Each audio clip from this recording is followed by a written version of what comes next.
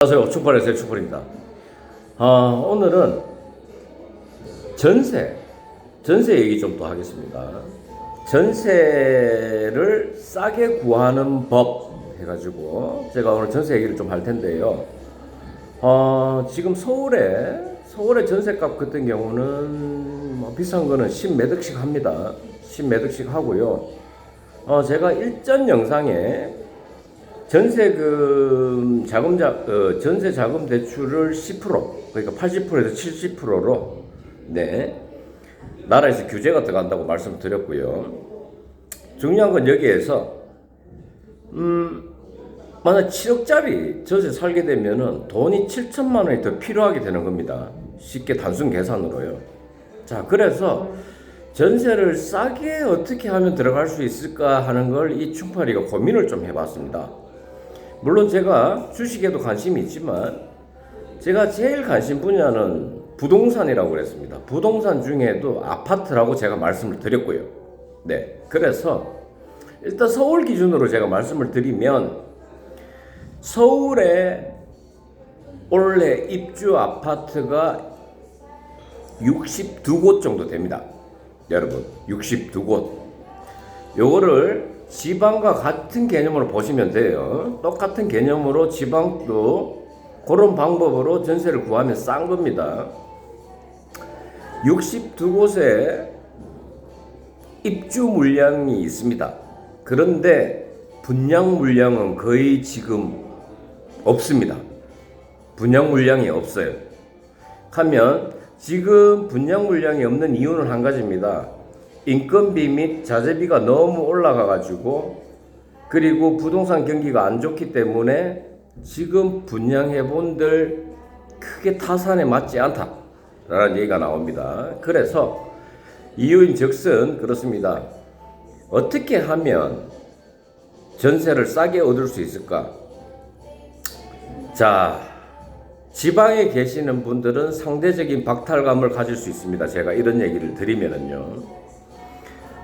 반포에 더샵이라고 있습니다. 거기가 이제 입주를 합니다. 입주를 하는데 원래 지금 그쪽의 전세가는 12억 정도에 이루어져 있습니다. 그런데 지금은 입주 몇 개월 전입니다.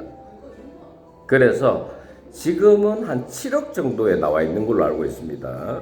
7억 정도면 아주 싸죠. 요쯤 하면 여러분들도 감이 올 겁니다. 팩트는 그렇습니다. 분양을 받아 놓은 사람들이 막대금 및 중도금을 치르다 보면은 돈이 모자랍니다. 그게 어떻게 보면 갭 투자일 수도 있어요. 갭 투자일 수도 있는데 입주 시간이 다가올수록 잔금, 막대금을 치러야 되기 때문에 건설사한테 치러야 되기 때문에 전세를 미리 받습니다. 받아서 그 돈으로 그걸 해결을 하죠. 그렇기 때문에 급전이 필요하다면 반대로 얘기하면 뭐겠습니까? 급전이 필요하기 때문에 싸게라도 전세를 내놔야 된다 하고 4,000세대씩, 3,000세대씩, 2,000세대씩 분양 물량이 갑자기 이제 나오게 되면 전세 물량도 같이 쏟아지죠. 공급이 많아집니다. 많아지기 때문에 새 아파트인데도 불구하고 전세금이 싸다는 겁니다. 그러면 일단 그렇습니다. 지금 현대 임대차 3법을 갖다가 보게 되면은 기본 6억에 들어갔습니다. 싼 가격에 6억에 들어갔어요. 보통 10억에는 살아야 되는데 6억에 들어갔습니다. 그럼 2년을 삽니다. 하면 재계약 갱신권을 제가 가질 수 있어요. 하면 2년을 더 살 수 있는 조건을 갖다가 주인한테 내가 2년 더 살고 싶다 그러면 주인은 해줘야 됩니다. 그게 문재인 정부 때 만들어낸 임대차 3법입니다. 3법이고요. 여기에서 그것도 법으로 정해놨습니다. 6억을 받았기 때문에 최대 인상폭은 5%밖에 인상을 못합니다. 2년 후에 전세금이 아무리 올라있든 있어도요. 그리고 일단 싸게 들어갔기 때문에 들어가는 순간 전세금을 올려둬야 될 문제가 생깁니다. 그죠? 그런데 6억에 5%, 6억 3천만 원만 올려주면 6억 3천으로 3년을 살 수 있다는 얘기가 나오죠. 그래서 아무쪼록 특히나 서울 수도권에 사시는 분들 발품을 팔 필요 없습니다, 여러분. 가장 쉬운 방법을 말씀드릴게요. 네이버라는 아주 좋은 지식 검색 사이트가 있습니다. 거기에 네이버 부동산이 있어요. 네이버 부동산. 거기에 들어가면은 분양 물량들이 쭉쭉쭉쭉쭉 나옵니다. 거기에 호가들도 쭉쭉쭉쭉 나옵니다. 그리고 이렇게 분양 물량들이 쏟아져 있는 전세가 같은 경우는 매매랑 똑같습니다. 만약 6억이 나와 있다. 그 사람은 돈이 필요해요. 자금을 치러야 되기 때문에. 하면 나는 5억 8천에 들어가고 싶은데요. 그러면 한 2천만 원 날려줍니다. 또. 뭐 그래라도 들어오세요. 그러면서. 네. 그래서 시가에 비해서 싸게 들어가서 4년을 살 수 있다. 4년. 4년 동안 나의 힘을 비축시킬 수 있다. 뭐든지 하겠죠. 네. 그만큼 머리를 조금 쓰고, 물론 발품 팔아야 된다 하는 사람인데 이 추운 겨울날 어디 가가지고 그걸 갖다가 분양하는 데 가가지고 부동산 앞에 들어가지고 왜 가고 앉았습니까, 여러분? 네, 충파리가 있는데요. 네.